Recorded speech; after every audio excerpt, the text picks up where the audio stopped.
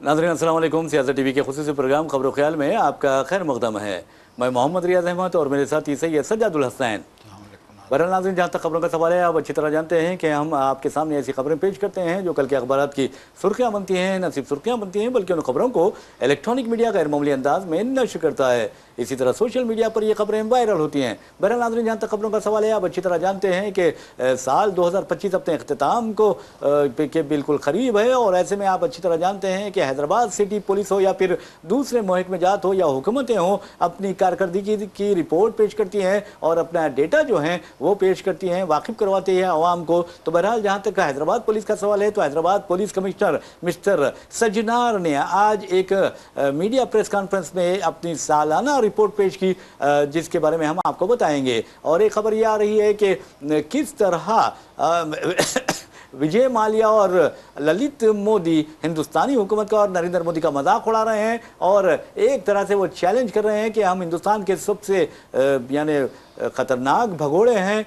और हमें गिरफ्तार करके बताओ, यानी चेज मी, या कहा जाता है कि chase us if you can, ये बात कर रही है। तो बहरहाल नाज़रीन, ये भी एक खबर है। लेकिन आपको बता दें कि सलमान खान बॉलीवुड के मामले में आप देखेंगे कि किस तरह वो अपने एक भाई का किरदार अदा करते हैं और उनकी किस तरह धाक जमी हुई है। लेकिन जहां पर सलमान खान के दोस्त हैं, जहां पर सलमान खान की महबूबाएं हैं, वहीं पर आप देखेंगे कि दुश्मन भी हैं। और आप लॉरेंस बिश्नोई को अच्छी तरह जानते हैं, जो सलमान खान के पीछे पड़ा हुआ है और ये रैंसम के लिए वो कोशिशें कर रहा है कि सलमान खान को रास्ते से हटाए, सलमान खान को यानी का कत्ल कर दे। तो बहरहाल सलमान खान अब 60 बरस के हो गए हैं। 1965 27 दिसंबर 1965 को मध्य प्रदेश के इंदौर में उनकी पैदाइश हुई थी। लेकिन आप चौंक जाएंगे सलमान खान के बारे में जानकर के सलमान खान आखिर है कौन, हम वो बारे में भी हम आपको बताएंगे। तो बहरहाल आपको यही बता दें कि जहाँ तक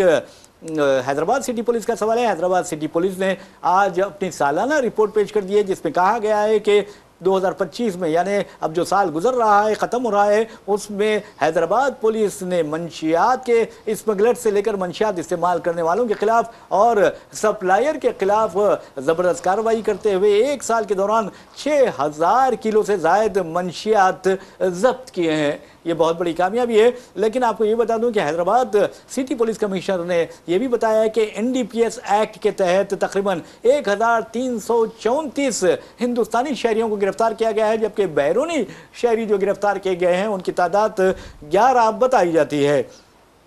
आपको ये बताना भी ज़रूरी है कि जारिया साल शहर में नारकोटिक केसेस में इजाफा हुआ है, ये भी इस रिपोर्ट में बताया गया है। जहाँ तक narcotic drug and psychotropic substance act का सवाल है, उसके तहत आपको बता दूं कि जो मुकदमात दर्ज किए गए हैं वो यानी इस साल 14% ज़्यादा दर्ज किए गए हैं। तो बहरहाल इस तरह की कई खबरें हमारे पास हैं। और आपको ये भी बताते हैं कि जहाँ तक गांजे का सवाल है, हाल ही अरसे के दौरान हैदराबाद के कई मुकामात पर गांजे को जब्त करने के वाक़यात पेश आए हैं और कमिश्नर पुलिस ने दावा किया कि 2025 के दौरान 3243 किलो गांजा जब्त किया गया है, जबकि 2024 में 1364 किलोग्राम गांजा जब्त किया गया था। 2023 में 1946 किलो गांजा जब्त किया गया था।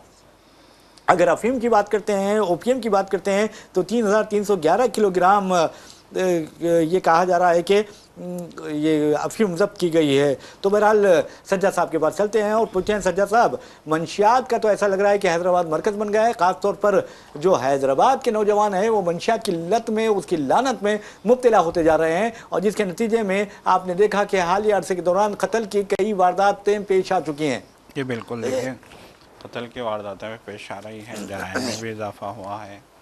देखिए मसला सबसे बड़ा यही है कि हैदराबाद में पहले गुज़िश्ता बरस ये खबर आई थी कि गांजा की बहुत तेज़ी से यहाँ पे डिस्ट्रीब्यूशन हो रही है, नौजवानों में गांजा जो है की सप्लाई आम हो गई है।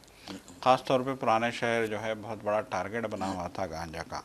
अब और तशवीश की बात ये हो गई कि अब मनशियात की भी जो है हैदराबाद में आमद शुरू हो गई है और मनशियात का इस्तेमाल भी जो है बहुत ज़्यादा यहाँ पे देखा जा रहा है। आपको याद होगा कि इससे पहले, बहुत पहले की बात है, 1 साल पहले की बात है, एक खातून डॉक्टर को जो है मनशियात ख़रीदने के इल्ज़ाम में हिरासत में लिया गया था और पूछताछ के बाद मालूम हुआ था कि एक खातून मुंबई से मनशियात के स्मगलर्स के राब्ते में है और वहाँ से उनको आर्डर देने पे जो है उनको मनशियात ला के यहाँ सप्लाई की जाती है और 98 लाख की मनशियात उन्होंने सिर्फ 3 महीने या 4 महीने में यानी अपने घर खरीद बार ली थी। बेचकर। बिल्कुल घर बेच के, जबकि वो एक बहुत बड़ी जो है अस्पताल की डॉक्टर थे। तो उस वक्त बहुत ज़्यादा जो है एक बहस चली थी जी हाँ जी। कि क्या ये जो है अब आला तबकात में भी जो है ये बलात कहिए, ये जो है समाजी बुराई कहिए, ये जो है जो भी समाजी हम लानत। इसको लानत कहें, जो भी कहें, ये लानत क्या अब आला सोसाइटी में भी जो है सराहियत कर गई है।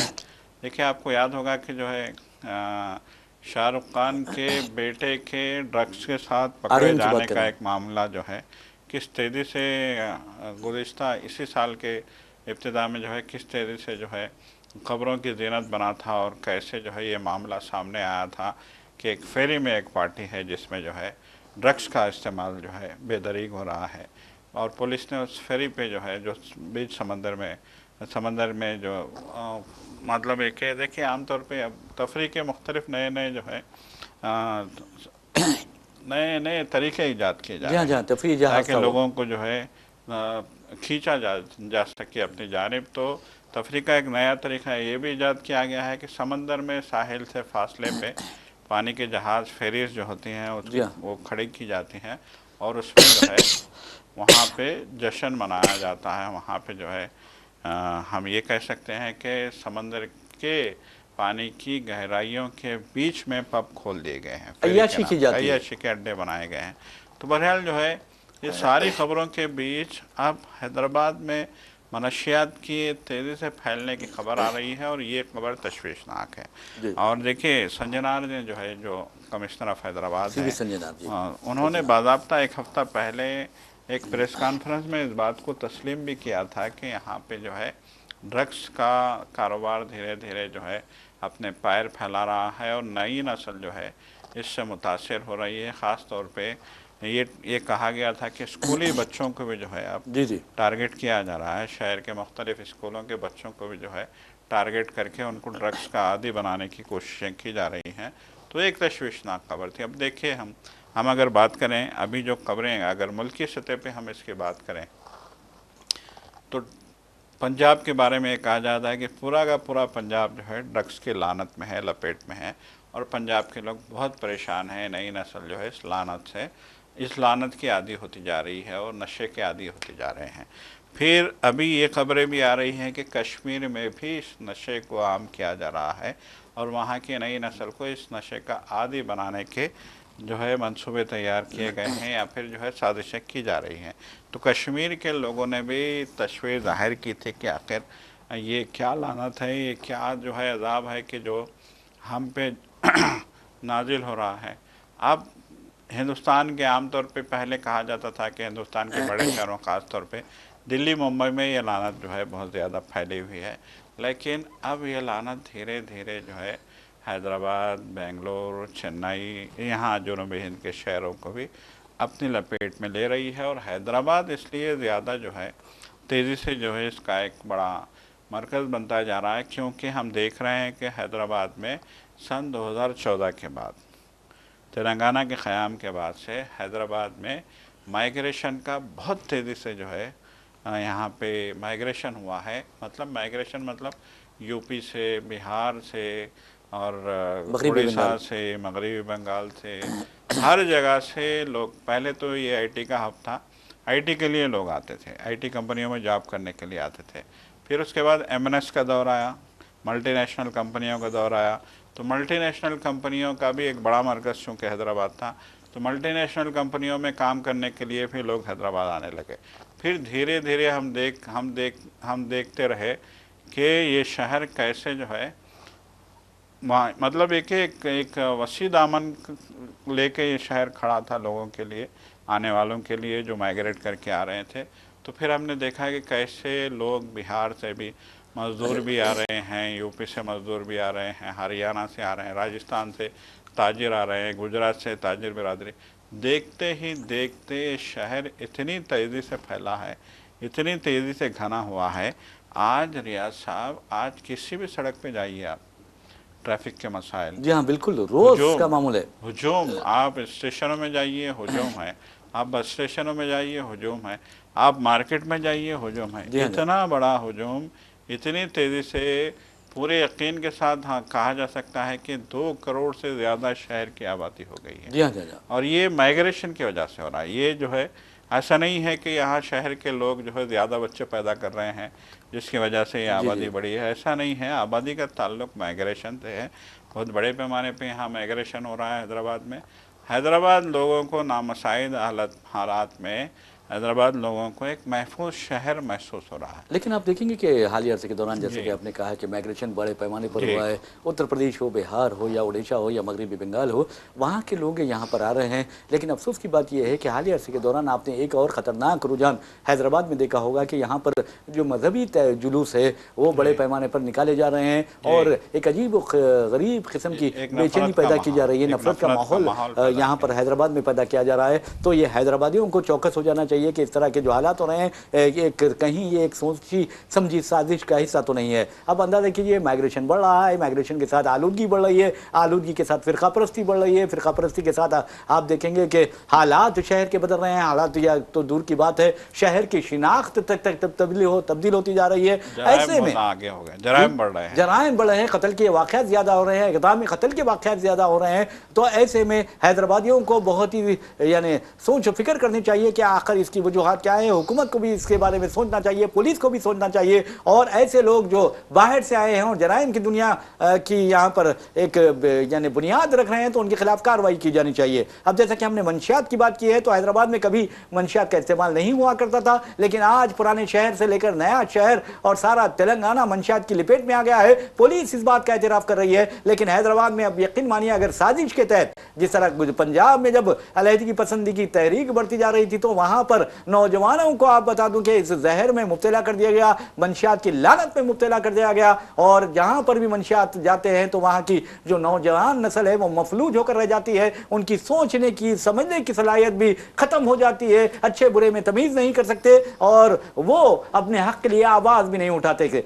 तो अब हैदराबाद में एक जानबूझकर, मैं समझता हूं कि एक साजिश के तहत नौजवानों को मंशियात का लानत यानी में मुब्तला किया जा रहा है। तो ऐसी लानत से बचाना, आपको बता दूं कि जो मसाजिद के लोग हैं, यानी मसाजिद में उलमा, वो मशाइखीन और यहाँ तक के आइमा हैं, जो खतीब साहबान हैं, उनका फ़र्ज़ बनता है, मजहबी क़यादत का फ़र्ज़ बनता है, सियासी क़यादत का फ़र्ज़ बनता है कि वो इस तरह के हरकतों से नौजवानों को रोके और बताए कि मंशियात का इस्तेमाल किस कदर ख़तरनाक होता है। ये सिर्फ जिस्मों को ही खोखला नहीं करता, बल्कि माशरे को खोखला करके रख देता है, तहजीब और तमद्दुन को खोखला करके रख देता है और समाज में बिगाड़ पैदा करता है। तो बहरहाल नाज़रीन, जराइम की तादाद में भी जो इजाफा हो रहा है, ये मंशियात की वजह से हो रहा है। और जैसा कि सज्जाद साहब ने बताया कि अब तालीम याफ्ता भी इसकी चक्कर में आ गए हैं। एक डॉक्टर जो एक बहुत बड़ी कारपोरेट हॉस्पिटल की डायरेक्टर थी, उसके बारे में कहा गया कि उसने अपने करोड़ों रुपए घर बेचकर और अपनी जायदाद बेचकर मंशियात खरीदी और अपनी ज़िंदगी तबाह कर ली। तो बहरहाल हैदराबाद पुलिस ने कहा है कि 6000 किलो ड्रग्स सीज किए गए हैं, मंशियात सीज किए गए हैं तो साल 2025 के दौरान। और आपको ये बता दें कि अब जहां तक जराइम का सवाल है, हैदराबाद पुलिस का दावा है कि 2025 में जराइम की शरह में बहैसियत मजमूई 15% कमी आई है। और हम कैसे कमी आई है अभी आपको बताएंगे, लेकिन एक बात जरूर है कि जहां तक हैदराबाद सिटी पुलिस की सालाना रिपोर्ट का सवाल है, उसमें इस बात का एतराफ़ किया गया कि खवातीन और बच्चों के खिलाफ जराइम और तशद्दुद में बहुत ज़्यादा इजाफा हुआ है। और ये भी बता दें कि खवातीन के खिलाफ जराइम में 6% और बच्चों के खिलाफ जो जराइम और तशद्दुद के वाक़यात पेश आए हैं उसमें 27% का इजाफा हुआ है, जो बहुत ही ख़तरनाक बात है, ख़तरनाक रुझान है। और इसके अलावा आपको ये बता दें कि जो जराइम के वाक़यात पेश आए हैं, हैदराबाद पुलिस के मुताबिक वो तकरीबन 30,690 क्राइम केसेस दर्ज किए गए हैं 2025 में, जबकि 2024 में 35,900 जराइम के वाक़यात दर्ज किए गए थे, केसेस बुक किए गए थे। और वैसे भी नाज़रीन नाज़रीन आपको बता दूं कि जहां तक 2025 का सवाल है, 2625 केसेस खवातीन के खिलाफ जराइम के ज़िम्मन में दर्ज किए गए हैं। और ये भी कहा गया है कि किडनैपिंग और रेप के जो केसेस है उसमें कमी आई है। अब ये पुलिस ही बता सकती है वो कैसे कमी आई है। तो बहरहाल 2025 में पुलिस का कहना है कि हैदराबाद शहर में तकरीबन 69 मर्डर केसेस यानी कत्ल के वाक़यात पेश आए हैं। और पिछले साल अगर 2024 की बात करते हैं तो कत्ल के वाक़यात की तादाद 77 यानी 77 रही है। और ये भी कहा जा रहा है कि इक़दाम कत्ल के वाक़यात इस साल 176 पेश आए हैं, जबकि पिछले साल 214 अटेम्प्ट टू मर्डर केसेस पेश आए थे। जी, ये देखिए, ये जो जराइम की तादाद बढ़ रही है इसकी बुनियादी वजह गांजे का इस्तेमाल और मनशियात का इस्तेमाल है। जी जी। और यकीनन एक बहुत बड़ी समाजी लानत है। तो पुलिस को भी चाहिए कि अब जो है बहुत संजीदगी से यहाँ पे इक़दाम किए जाएं, चौकसी इख्तियार की जाए। और देखिए, सबसे बड़ा मसला ये है रियाज साहब के ड्रग्स जो आती है, मनशियात जो आते हैं और ये जो गांजा जो सप्लाई होती है, इसके पीछे बड़े बड़े हाथ होते हैं।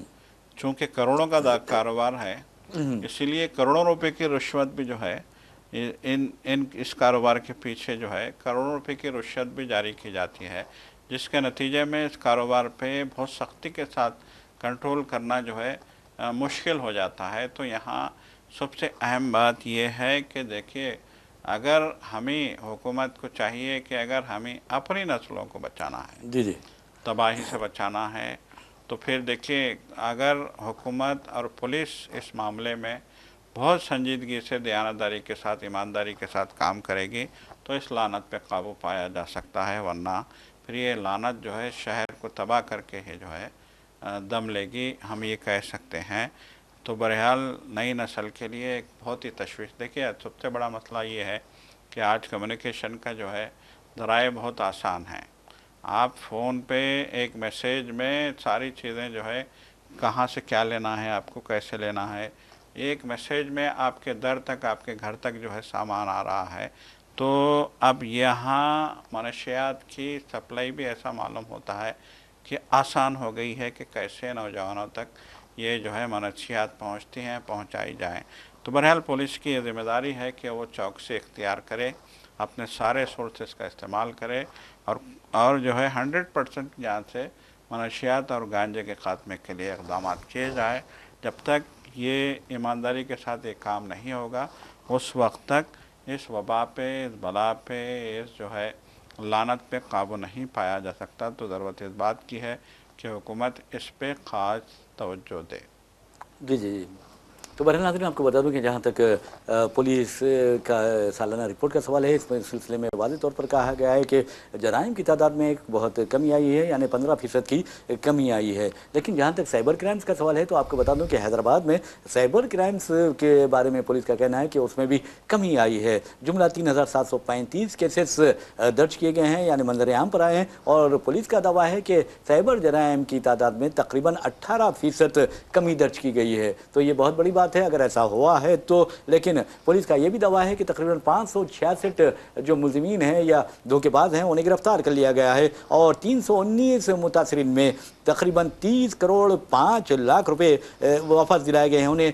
यानी ये 319 यानी धोखेबाज जो हैं उन्होंने लूट लिया था, 319 लोगों को धोखा दिया था और उन्हें जो पैसे वापस दिलाए गए हैं या जो रकम वापस दिलाई गई है उसके बारे में कहा गया है कि 30 करोड़ 5 लाख रुपए वापस दिलाए गए हैं। जबकि आपको बता दूं कि 2024 में 385 करोड़ रुपए का लोगों को नुकसान पहुंचा था। और आप अंदाज़ा कर सकते हैं कि कोई मामूली नुकसान नहीं है। और अब की मरतबा भी 300 से ज़ायद करोड़ रुपए का नुकसान पहुंचा और पुलिस ने 30 करोड़ रुपए दिलाए हैं। तो इसका मतलब आप अंदाज़ा कीजिए कि किस तरह नुकसान हुआ है लोगों को और धोखेबाजों ने किस तरह लूटा है। और अगर आप देखेंगे तो इस साइबर क्राइम की अगर बात करते हैं तो इन्वेस्टमेंट फ्रॉड जो है, यानी सरमायाकारी के नाम पर जो धोखा दिया जाता है, वो एक बहुत बड़ा मैं समझता हूँ कि ख़तरनाक जुर्म है। फिर उसके बाद वन टाइम पासवर्ड रहता, OTP का जो मामला है उसके ज़रिए भी लोगों को धोखा दिया जाता है, लूटा जाता है। इसके अलावा ट्रेडिंग फ्रॉड जो है, तिजारती धोखा है, उसमें भी लोगों को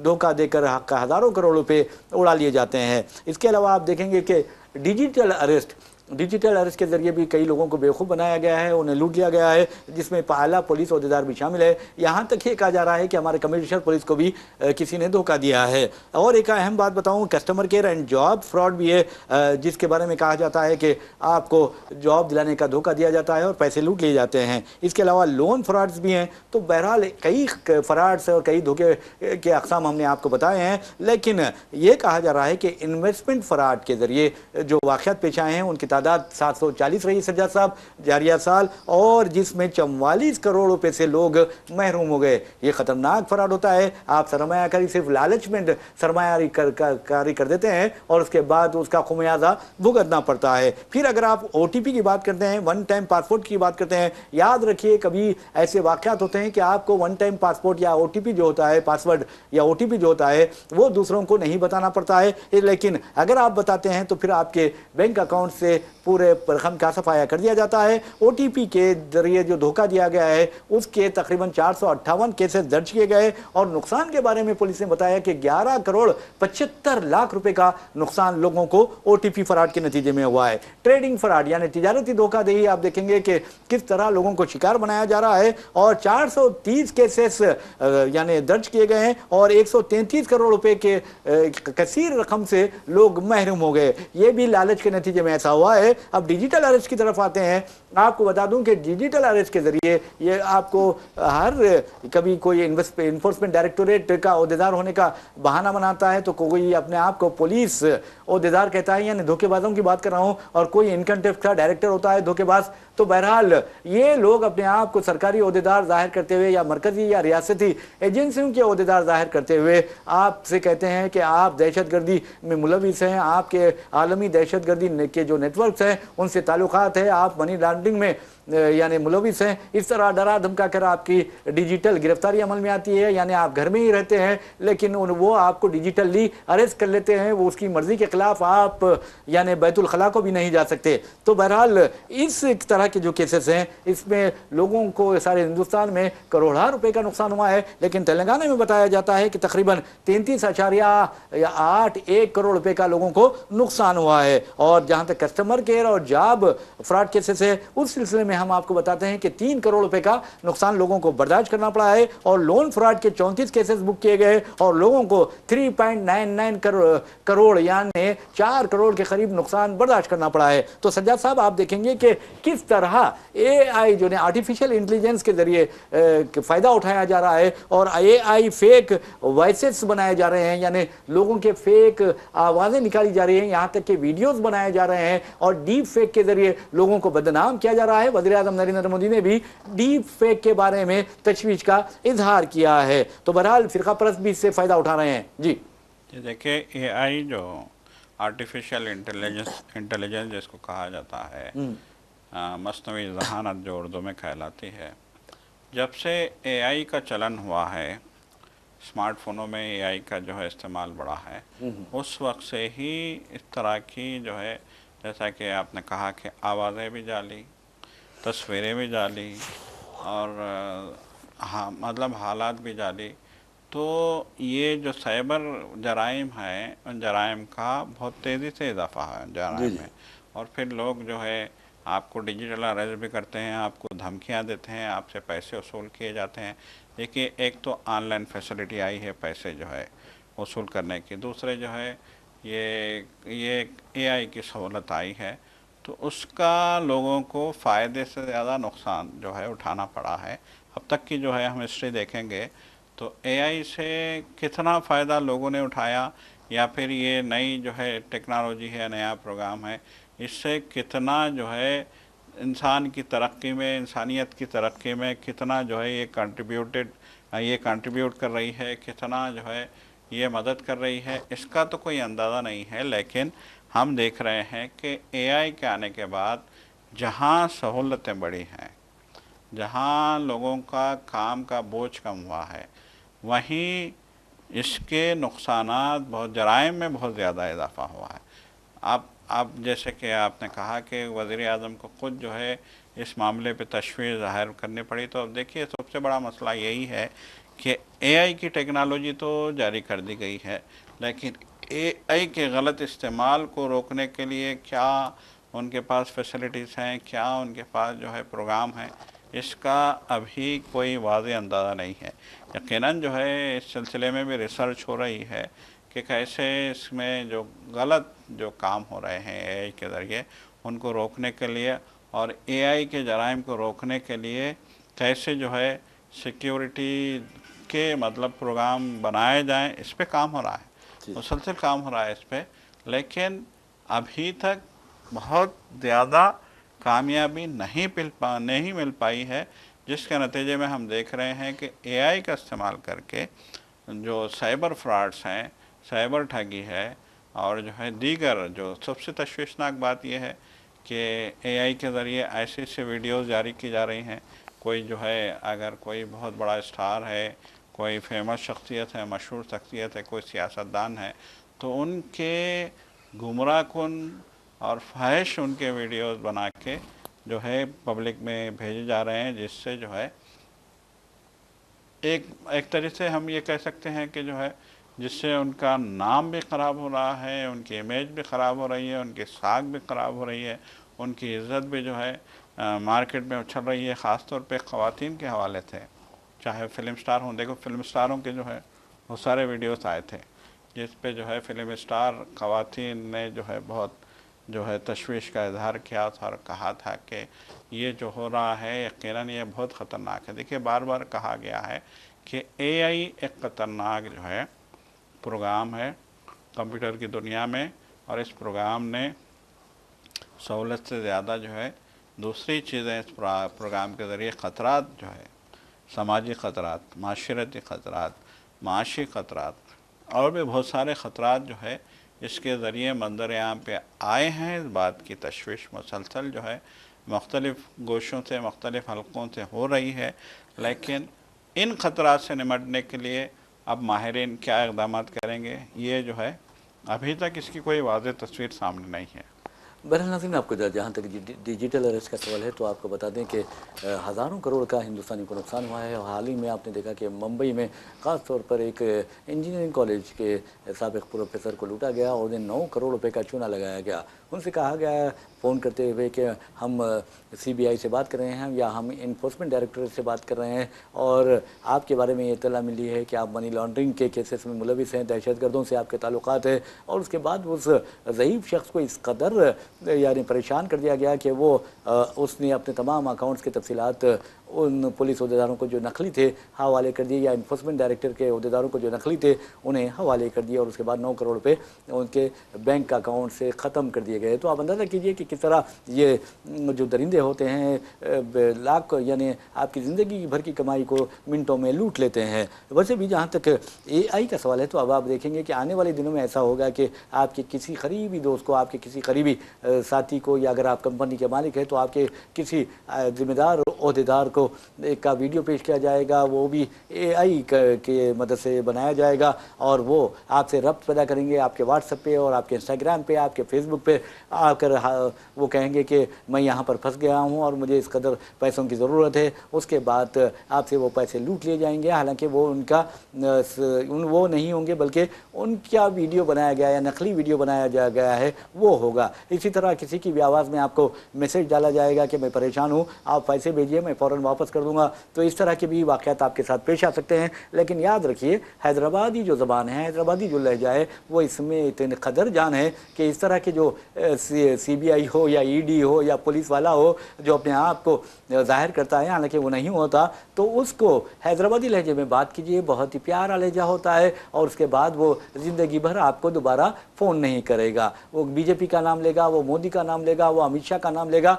लेकिन सिर्फ हैदराबादी लहजे में थोड़ा सा प्यार से बात कर लीजिए। उसके बाद देखिए कि वो ज़िंदगी भर आपको फ़ोन करने की हिम्मत नहीं करेगा। आपको अक्लमंद को इशारा काफ़ी है, जो मैं कहना चाह रहा हूँ आप समझ गए होंगे। तो बहरहाल इस तरह के चोरों का, इस तरह के डाकुओं का, इस तरह के लुटेरों का, इस तरह के धोखेबाजों का इलाज यही है कि आप उनसे अच्छी तरह बात कर लें। तो बहरहाल अब जहाँ तक डिजिटल अरेस्ट का सवाल है तो आपको बता दूँ कि इस तरह के वाक़यात से बहुत ज़्यादा लोग मुतासिर हो रहे हैं। अब आप चौकस हो जाइए, ख़ास तौर पर अपने बैंक अकाउंट के बारे में आप किसी को तफसीलात ना दीजिए। अगर ओटीपी भी भी आता है तो आप उसका जवाब मत दीजिए। हाँ, अगर कुछ काम है, आपके एडमिशन्स हो रहे हैं बच्चों के, या आपके कुछ और, या लाइसेंस निकाल रहे हैं, या इस तरह की कोई काम है, OTP ज़रूरी है, तो सरकारी महकमे से आपको OTP आएगा, तो जब आप दे सकते हैं। लेकिन आप अगर बैंकों के मामले में या अकाउंट्स के मामले में इस तरह की हरकत करेंगे तो आप बहुत ज़्यादा नुकसान में रहेंगे। तो बहरहाल लालच भी इसमें एक सबसे अहम वो है। देखिए सज्जा साहब, वजह है कि लालच में आकर आप इन्वेस्टमेंट तो कर देते हैं, लेकिन किस कदर ख़तरनाक हालत होते हैं। नौहीरा शेख का आप हीरा गोल्ड की बात करते हैं तो आप वहाँ देखिए कि कितने लोगों ने करोड़ों रुपए जमा करवाए। हो सकता है उस बेचारी की कुछ मजबूरी हो, लेकिन वो अब जिस अंदाज में दिवालिया हो गई है, उसने वादा किया था कि हम लोगों को एक साथ पैसे दे देंगे या फिर अक़सात में अदा कर देंगे, और आज तक ये कहा जा रहा है, लोगों ने शिकायत की है कि उन्होंने ऐसा नहीं किया। लोग अपनी ज़िंदगी भर की कमाई का उस इन्वेस्टमेंट में डाल चुके थे सिर्फ लालच की वजह से, और फिर आज वो लोग पछता रहे हैं। कोई अपने बच्चों की शादी के पैसे डाला है, तो कोई अपने शौहर की बाहर की जो कमाई भेजी हुई थी उसको पूरी तरह सरमाया यानी मशगूल कर दिया, लेकिन आज वो दिवालिया हो चुके हैं, वो परेशान हैं, और ये मुतालबा कर रहे हैं कि किसी ना किसी तरह उस खातून से उन्हें पैसे दिलाए जाएँ। तो बहरहाल इस तरह के वाक़यात होते हैं। अगर आप लालच में आ जाएंगे तो ये लालच आपको तबाह व बर्बाद करके रख देगी। तो बहरहाल नाज़रीन, हम इसका सिलसिला जारी रखते हैं, लेकिन एक खबर जो बहुत ज़्यादा अहमियत रखती है आज के हिसाब से, वो देखा जाए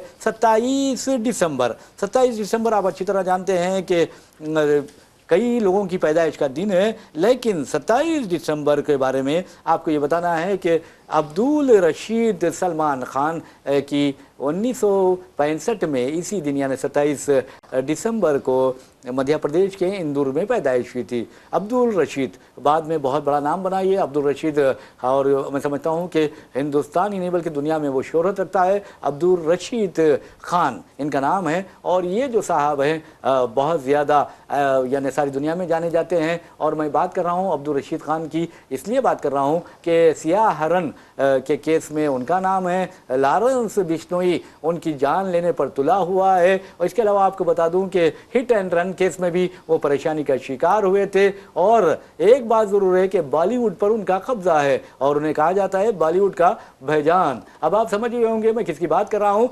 सलमान खान की बात कर रहा हूँ। और सलमान खान 60 साल के हो गए हैं। 1965 27 दिसंबर उनकी तारीख पैदाइश है। और आपको ये भी बता दूं कि अब्दुल रशीद सलमान खान उनका पूरा नाम है, लेकिन पैदा तो हुए अब्दुल रशीद सलमान खान, लेकिन अब वो सलमान खान के नाम से और फिर भाईजान के नाम से जाने जाते हैं, या फिर भाई के नाम से जाने जाते हैं। वैसे भी नाज़रीन आपको बता दूं कि सलमान खान के बारे में अगर आपसे पूछा जाए कि सलमान खान की पहली फिल्म कौन सी थी, तो आप ज़रूर कहेंगे मैंने प्यार किया था। लेकिन ऐसा नहीं है, मैंने प्यार किया था सलमान खान की पहली फिल्म नहीं थी, बल्कि पहली फिल्म जो थी वो थी बीवी हो तो ऐसी, जिसमें रेखा और फारूक शेख ने अहम किरदार अदा किया था, और सलमान खान ने सपोर्टिंग एक्टर का किरदार अदा किया था। लेकिन उस किरदार को लोगों ने नजरअंदाज कर दिया था। ताहम सूरज बरजाटिया की जो फिल्म आई थी मैंने प्यार किया, उसके जरिए सलमान खान शोहरत की बुलंदियों पर पहुंच गए। 1988 में बीवी हो तो ऐसी फिल्म से उनके कैरियर का आगाज होता है, और 1989 में मैंने प्यार किया फिल्म बनती है, और वो शोहरत की बुलंदियों पर पहुंच जाते हैं। वैसे भी नाज़रीन, सलीम खान और सुशीला चरक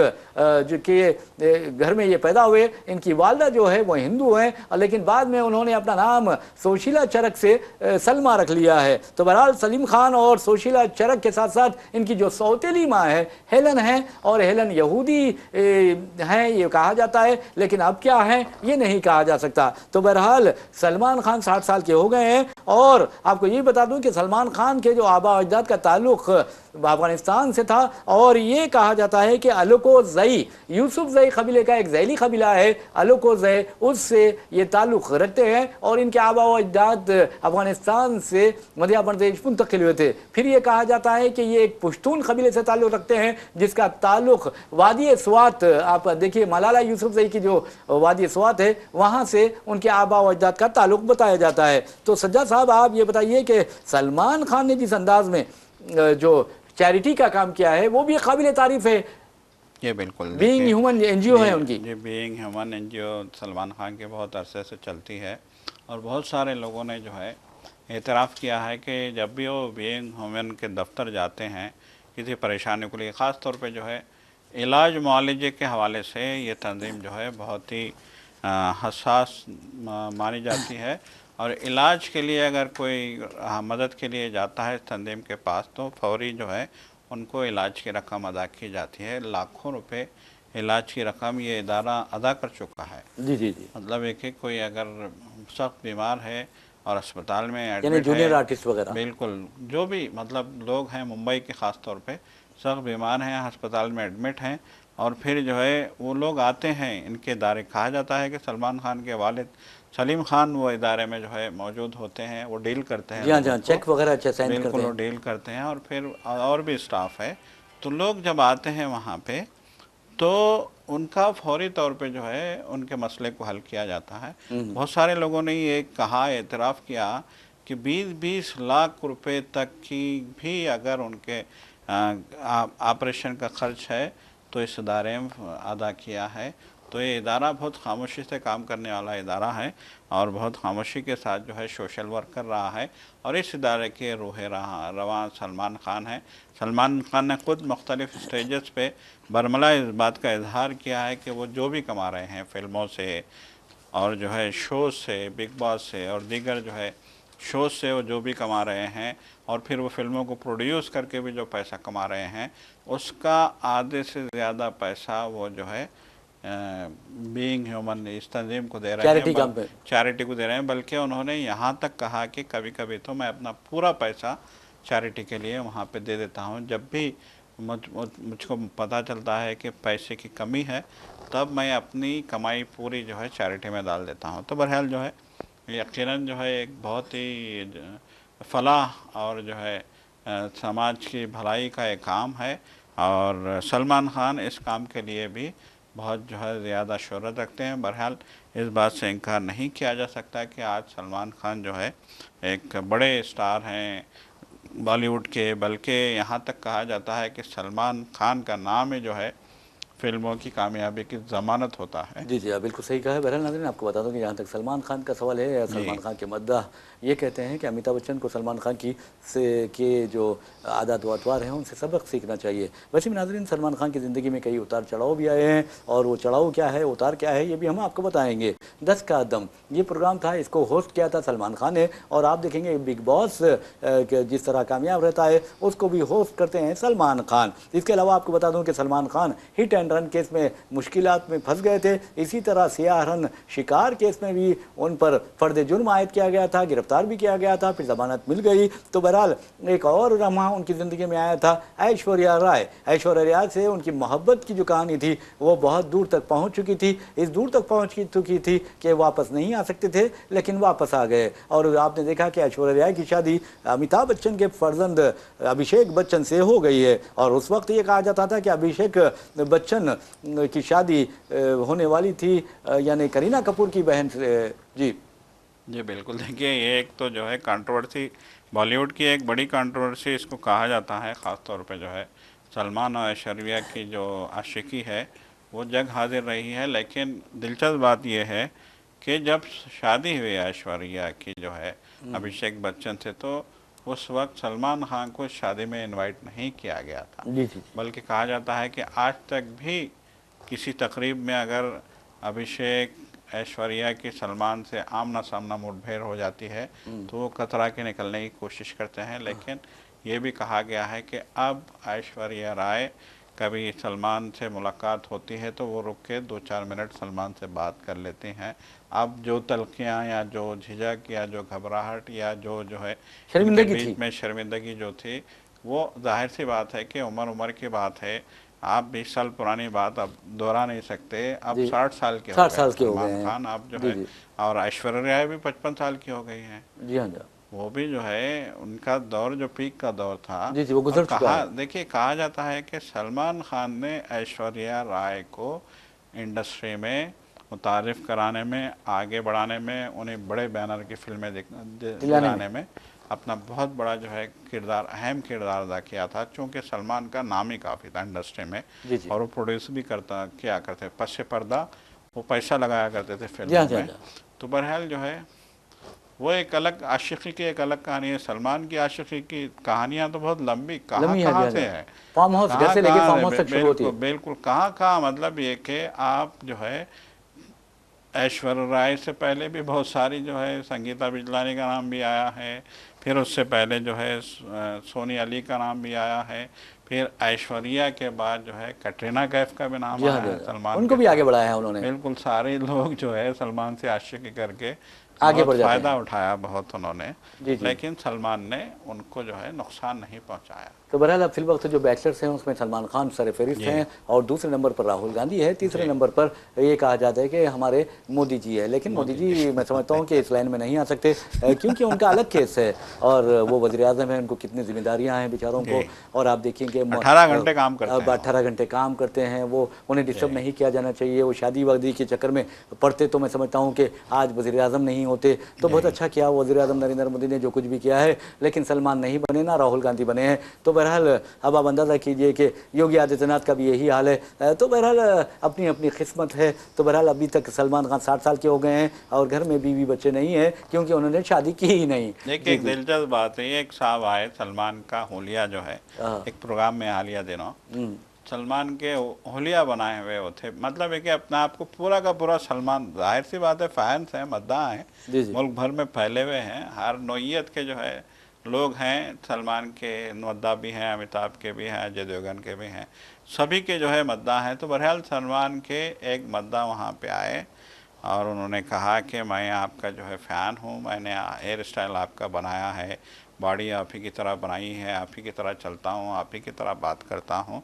और उन्होंने कहा कि सलमान भाई, ये हुआ कि मेरे को पहले कोई लड़की नहीं देता था, लेकिन जब मैंने आपका होलिया बनाया तो फिर जो है मेरे आपकी दुआ से, अच्छा। उन्होंने कहा कि आपकी दुआ से जो है हज़ारों रिश्ते आने लगे, फिर मेरी शादी हुई, आज मेरे 3 बच्चे हैं। तो सलमान ने कहा कि मेरी दुआ कैसे लग गई तुमको? मेरी दुआ तो मुझको भी नहीं लगती है। मेरी दुआ मेरे को जी जी। आज तक नहीं लगी यार, तेरे को कैसे लग गई मेरी दुआ? तो ये जो है सलमान खान की कहानी है। बहरहाल देखिए, उम्मीद पे दुनिया कायम है। और वैसे भी आप देखेंगे कि सलमान खान के चाहने वालों की कमी नहीं है। हैदराबाद में भी ऐसे दीवाने हैं, जी अगर आप देखेंगे तो वो सलमान खान की तरह यानी ब्रेसलेट पहनते हैं, सलमान खान की तरह ड्रेसिंग करते हैं, सलमान खान की तरह चलने लगते हैं, बोलने लगते हैं, तो ये कॉपी करते हैं सलमान खान की। तो बहरहाल ऐश्वर्या की बात कर रहे थे, ये भी मोहब्बत में नाकामी से सलमान खान बहुत ज़्यादा परेशान हुए थे और कहा जा रहा था कि डिप्रेशन में चले गए थे। और डिप्रेशन में जाने के बाद उन पर जो इम्प्रेशन पड़ा है वो हेलन का पड़ा था, और फिर हेलन ने उन्हें इस डिप्रेशन से निकाला, जो सलमान की सौतेली माँ है। तो बहरहाल नाज़रीन, आप देखेंगे माँ तो माँ है, वो सौतेली हो या सगी हो, अपने औलाद की बेहतरी चाहती है और सलमान खान की बेहतरी हेलन ने चाहिए। तो फिर आगे बढ़ते हैं। लॉरेंस बिश्नोई के बारे में आप क्या जानते हैं कि किस तरह इंटरनेशनल लेवल पर उसका जो सिंडिकेट है वो चल रहा है, माफिया चल रहा है और वो डॉन बना हुआ है। और वो डॉन उसने हालांकि डॉन बना हुआ है, लेकिन दाऊद इब्राहिम का जो डॉनगिरी थी उस पर वो नहीं छा सका, ये कहा जा सकता है। बहरहाल लॉरेंस बिश्नोई के गैंग के निशाने पर सलमान खान है और हालिया अरसे के दौरान आपने देखा कि कई मरतबा उन्हें मारने की कोशिशें भी की गई और आपने ये भी देखा कि किस तरह बाबा सिद्दीकी को कत्ल किया गया, जो सलमान खान के करीबी दोस्त समझे जाते थे। लेकिन सलमान खान ने उस मौके पर भी डरने और घबराने के बजाय बाबा सिद्दीकी का जैसा ही डेथ हुई, कत्ल हुआ, फौरन उनके घर पहुंच गए। ये बहुत बड़ी बात है। और इस बारे में कहा जाता है कि सलमान खान बहुत ज़्यादा यानी किसी का एहसान फरामोश नहीं होते और हमेशा वो दोस्ती निभाते हैं। और ख़ास तौर पर अमिताभ बच्चन के बारे में कहा जाता है, हालांकि वो एक मेगा स्टार हैं, एक बहुत बड़े इंसान समझे जाते हैं, उनके बारे में कहा जाता है कि वो बहुत ज़्यादा एहसान फरामोश है। महमूद ने शिकायत थी, कादर खान ने शिकायत की थी और महमूद को भी यही शिकायत थी कि मैंने अमिताभ बच्चन को मुस्तकबिल बनाया, उन्हें हीरो बनाने में अहम किरदार अदा किया, लेकिन ये शख्स मुझे नज़रअंदाज कर गया। तो आप अंदाज़ा कीजिए कि इंसान सब कुछ होना चाहिए लेकिन एहसान फरामोश नहीं होना चाहिए। लेकिन सलमान की एक बात है कि वो दूसरों की मदद करते हैं और उसका जिक्र नहीं करते। जी जी बिल्कुल। देखिए, अमिताभ के हवाले से अगर हम हिस्ट्री पढ़ेंगे अमिताभ की, तो ख्वाजा अहमद अब्बास से लेके महमूद से लेके कादर खान तक, जी कादर खान से लेके सलीम जावेद तक, जी हाँ जी सभी ने इस बात की शिकायत की है कि अमिताभ को अमिताभ बनाने में हमारा रोल रहा है, लेकिन अमिताभ ने किसी का जो है बारे में कभी किसी की जो है अपने मुंह से ये इतराफ़ नहीं किया कि इनकी वजह से आज जो कुछ हो। अब जैसे कि जो है महमूद कहते हैं, जब महमूद का उरूज का दौर था, जब महमूद जो है प्रोड्यूस किया करते थे फिल्में, जब हम काले हैं तो क्या हुआ, दिल वाले हैं जैसी जो है गीत मकबूल था, उस ज़माने में जो है राजीव गांधी अमिताभ बच्चन को लेके मुंबई आए थे और महमूद के घर आए थे। जी हाँ जी हाँ। राजीव गांधी और राजीव गांधी के कोई और दोस्त थे जो बॉलीवुड में थे, उन्होंने राजीव गांधी का और अमिताभ बच्चन का तारुफ महमूद से करवाया था और राजीव गांधी ने कहा था कि ये हीरो बनेगा। और ये मेरे बचपन का दोस्त है। जी बिल्कुल। तो नतीजा ये हुआ था कि महमूद तो चाहते थे कि राजीव गांधी को जो है हीरो बनाए। जी हाँ जी हाँ जी हाँ। लेकिन राजीव गांधी ने अमिताभ को आगे कर दिया, तो महमूद ने कहा कि ये हीरो जो है मटेरियल नहीं है, लेकिन हम जो है फिर भी हीरो बनाएंगे, रिकमेंड करेंगे। तो महमूद ने अपने घर में रखा अमिताभ को, फिर ख्वाजा अहमद अब्बास से सिफारिश की और फिर जो है और भी जो है ऋषिकेश मुखर्जी से भी उन्होंने हम साथ हिंदुस्तानी है ना। जी बिल्कुल, हम साथ हिंदुस्तानी, पहली फिल्म अमिताभ बच्चन की। तो फिर उसके बाद जो है फिर अमिताभ बच्चन को जंजीर में लाने वाले सलीम जावेद थे। जी हाँ। उन्होंने स्टोरी उन्होंने लिखी वैसी तरह। बिल्कुल स्टोरी। और फिर अमिताभ का जो टर्निंग पॉइंट था वो जंजीर फिल्म थी। फिर उसके बाद कादर खान ने उनको बहुत आगे बढ़ाया, अमजद खान ने उनको आगे बढ़ाया डायलॉग के जरिए। बिल्कुल, अमजद खान बहुत अच्छे दोस्त थे। शोले में अमिताभ की अमजद खान की दोस्ती हो गई थी। अमजद खान ने भी मरने से पहले ये शिकायत की थी कि अमिताभ बच्चन ने हमें भुला दिया, हमारे जो है वो अब हमारे नहीं रहे। देखिए ये उस वक्त की बात है जब राजीव गांधी जो है इंदिरा गांधी की मौत के बाद वज़ीर आज़म बने थे और अमिताभ बच्चन इलाहाबाद से एमपी चुन के जो है पार्लियामेंट गए थे। तो इंडस्ट्री उस वक्त एक बहरान से गुजर रही थी। तो अमजद खान ने जो उस वक्त जो है बॉलीवुड की तंजीम के जो है फिल्म मेकर्स तंजीम के जो है वो एक ओहदेदार हुआ करते थे, वो अपनी टीम को लेकर अमिताभ के पास गए कि सिफारिश करो, पार्लियामेंट में मसला उठाओ, बॉलीवुड को जो है जो भारी टैक्स है वो माफ करो, छूट के लिए, रियायत के लिए आप जो है राजीव गांधी से बात करो।